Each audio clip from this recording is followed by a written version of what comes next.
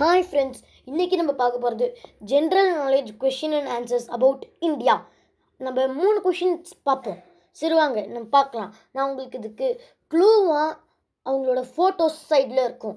Which Indian leader was nominated for Nobel peace prize 5 times but never got the award. அதாவது எந்த Indian leader, இது Nobel peace ப்ரைஸ்னால் ஒன்றுமே இல்லை friends.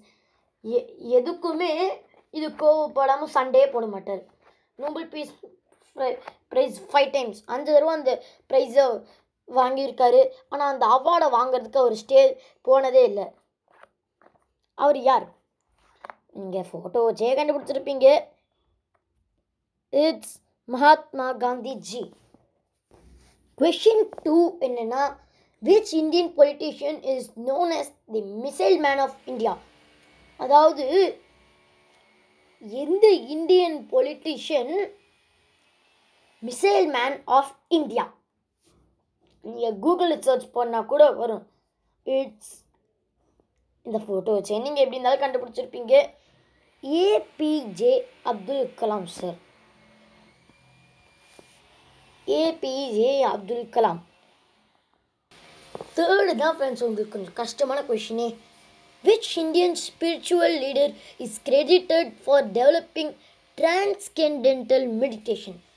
அதாவது எந்த இந்தியன் லீடர் டிரான்ஸ்கெண்டென்ஷியல் மெடிடேஷனை நல்லா வளர வச்சார்.